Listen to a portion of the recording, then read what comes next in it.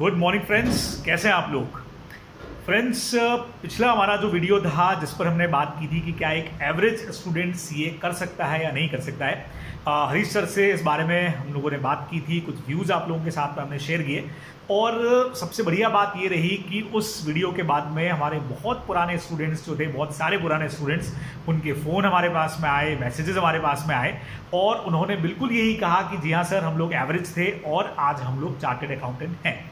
साथ में हमारे कई नए स्टूडेंट्स जो अभी सीए कर रहे हैं, उनके भी फ़ोन कॉल और मैसेजेस थे कि सर काफ़ी मोटिवेट हुए हैं और अब तक हम सोच रहे थे कि सीए नहीं कर पाएंगे, लेकिन बिल्कुल अब हमने ठान लिया है कि हम सीए करके रहेंगे। तो बहुत अच्छा लगा हम लोगों को कि कुछ हमारा जो मैसेज था वो काम कर गया, आप लोगों तक पहुंचा। तो दोस्तों, आज ऐसा ही एक पॉइंट हम लोग और लेकर के आपके सामने हैं। एक अगेन मैसेज स्टूडेंट का मेरे पास में था और हरीश सर, ये कई सारे स्टूडेंट का एक रहता है व्यू कि हम लोग चाह के भी पढ़ाई नहीं कर पा रहे हैं, हमारा सिटिंग जो है वो मजबूत नहीं हो पा रहा है। पढ़ने बैठते हैं और मन कहीं और चला जाता है। कुछ सब्जेक्ट पसंद आते हैं, कुछ सब्जेक्ट पसंद नहीं आते हैं। जो नहीं पसंद आने वाले सब्जेक्ट है उनको देखते लगता है कि यार पढ़ाई छोड़ दी जाए। तो ये चीज़ को लेकर के हमारा एक बहुत बड़ा कन्फ्यूज़न है, बहुत बड़ा डाउट है। तो हमने कहा कि भाई बिल्कुल, जब आप लोगों का डाउट है तो हमारा काम ही है कि उसको सॉल्व करना।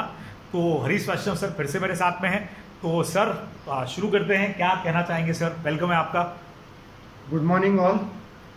मैं ये कहना चाहूँगा, पहली चीज़ तो सबसे इम्पोर्टेंट ये कि अगर अपन ने सीए कोर्स ज्वाइन कर लिया है तो सारे सब्जेक्ट अपने लिए इम्पोर्टेंट है। कोई भी सब्जेक्ट को अपन लिस्ट नहीं लेना है कि भाई इसकी इम्पोर्टेंस कम है। सीए का मतलब है बेसिकली ऑलराउंडर बनना, मतलब आपको सारे सब्जेक्ट की बेसिक नॉलेज होना ज़रूरी है और सब्जेक्ट की नॉलेज होगी तभी अपन सीए डिग्री को कंप्लीट कर पाएंगे। सेकंड थिंग, बात ये रही कि सिटिंग नहीं होती है। सर कह रहे थे कि भाई सिटिंग नहीं होती है, ऐसे मैसेजेस बहुत आ रहे हैं। तो सिटिंग के लिए मेरा ये 3-4 पॉइंट्स हैं, मैं एक एक करके पॉइंट शेयर करता हूँ। पहला पॉइंट ये कहना चाहता हूँ कि आप अपने अकॉर्डिंग एक टाइम टेबल बनाएं और उस टाइम टेबल को कम से कम फॉलोअप लें। और फॉलोअप लेने का मतलब हुआ कि आप उसके अकॉर्डिंग चलें और वीक में एक बार उसको चेक करें कि अपने कौन कौन से पॉइंट ऐसे हैं जिसको अपन फॉलोअप नहीं ले पा रहे हैं। किसी को थ्योरी ज़्यादा पसंद है, किसी को प्रैक्टिकल ज़्यादा पसंद है, तो अपने उस अकॉर्डिंग टाइम टेबल बनाएं और मिनिमम टाइम टेबल में 3 घंटे का 1 स्लॉट जरूर दें। भाई 3 घंटे अपन पढ़ेंगे और उसके बाद ही आधे घंटे का 1 घंटे का ब्रेक लेंगे और उस 3 घंटे में भी 2 सब्जेक्ट डाल दें, एक सब्जेक्ट प्रैक्टिकल और एक सब्जेक्ट थ्योरी। प्रैक्टिकल सब्जेक्ट में 2 आवर्स की रिक्वायरमेंट है तो 2 आवर्स लें और 1 आवर्स थ्योरी लें। स्टार्टिंग फर्स्ट थ्योरी कर लें या पहले प्रैक्टिकल कर लें 2 घंटे, उसके बाद 1 घंटा थ्योरी करें, फिर आप आधा घंटे का ब्रेक लें।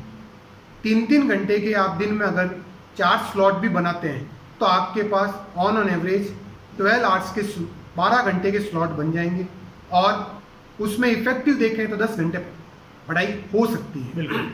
तो मेरा ये मानना है, सबसे पहले अपना टाइम टेबल बनाएं और टाइम टेबल के अकॉर्डिंग आप उसको फॉलोअप लेना शुरू करें, उसके अकॉर्डिंग ही पढ़ना शुरू करें। मेरा ये मानना सबसे इंपॉर्टेंट है सर, पहले चीज़ तो। जी सर। सर, इसमें एक चीज़ मैं जोड़ना चाहूँगा कि मेरे ख्याल से आपके भी स्टडी टाइम के अंदर और मेरे भी, और अब तक भी, क्योंकि सब्जेक्ट ऐसा है कि पढ़ना पड़ता है, टाइम टेबल हम लोग बनाते हैं।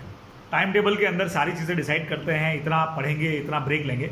और सबसे बढ़िया बात, इन स्टूडेंट्स के मन की बात आपको बताऊँ, उस पूरे टाइम टेबल को बहुत मन से बनाते हैं, लेकिन सबसे ज़्यादा शिद्दत से जो उसमें पॉइंट फॉलो होता है वो ब्रेक का फॉलो होता है। बाकी कुछ फॉलो हो नहीं हो, लेकिन ब्रेक टाइमिंग हम बहुत ज़बरदस्त तरीके से फॉलो करते हैं। और उसमें ये होता है कि जैसे हमने टाइम फिक्स किया, दोस्तों एक बहुत काम की चीज़ बता रहा हूँ और या कोई ऐसा ज्ञान की बात नहीं है, जो हमारा एक्सपीरियंस है वो आपके साथ में शेयर कर रहे हैं। सर, ऐसा होता था कि जैसे मैंने लिखा है कि 7 बजे से 8 बजे तक मुझे ये सब्जेक्ट पढ़ना है।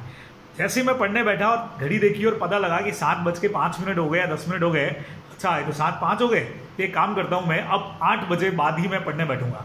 यानी 5 मिनट भी अगर ऊपर निकल गया तो हमको लगता है, मन कहता है कि अगले 1 घंटा और आगे शिफ्ट कर दिया जाए।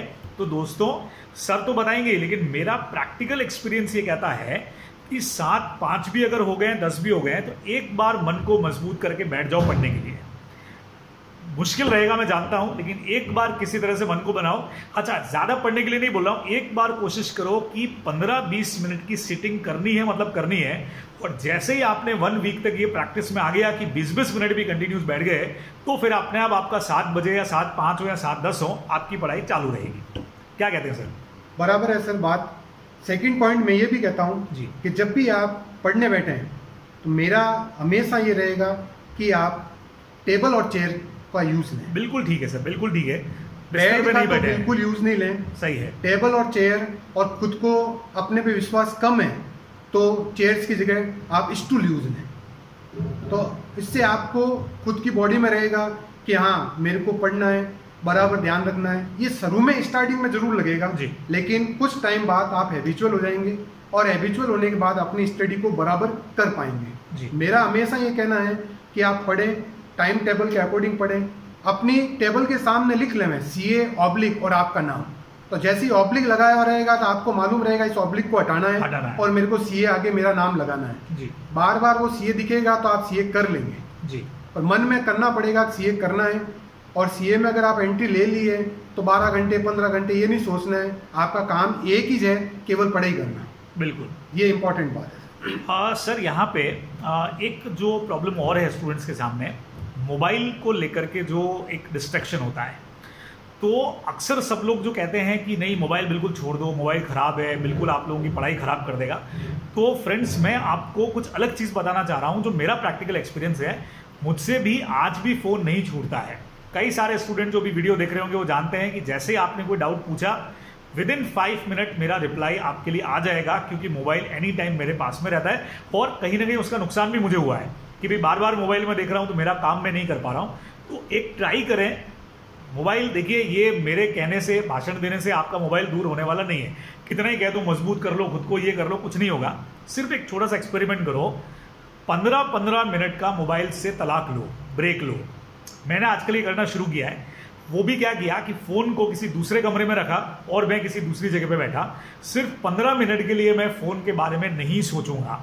हाँ, ये ज़रूर है, शुरू में एकदम 15 मिनट खत्म होते मैं भागा, किसका व्हाट्सएप आया, किसका मैसेज आया, कौन सा वीडियो अपलोड हुआ, क्या कुछ हुआ, हो जाएगा। लेकिन 15-15 मिनट के ब्रेक से लगा करके आज ये हालत है कि मैं 1-1 घंटा, 1.5 घंटा भी फ़ोन से दूर रह सकता हूँ और अपने काम पे कंसंट्रेट कर सकता हूँ। तो ऐसा भी आप लोग करके देख सकते हैं।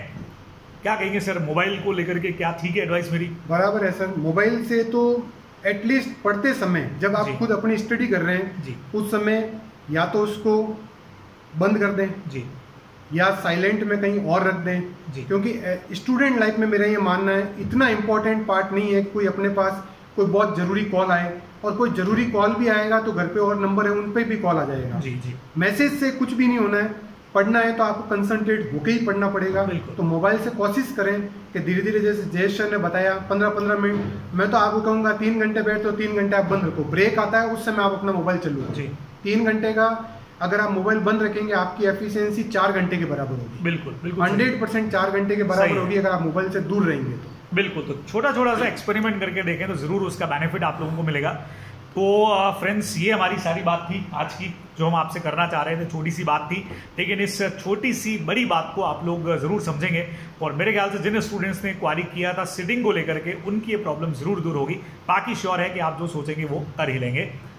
Thanks a lot. एक बात मैं और कह देता हूँ इसमें जी सर, कि अगर अपन ने CA में एडमिशन ले लिया है तो आप मन में ये सोच लें कि अपन CA करेंगे जी। और इसमें एक चीज और मैं जोड़ देता हूँ कि कई जने कहते हैं कि 50% मेहनत है और 50% भगवान भरोसे है या भाग्य साथ देगा तो होगा। जी जी। आप 50-50 को 90 और 10 में कन्वर्ट करना है।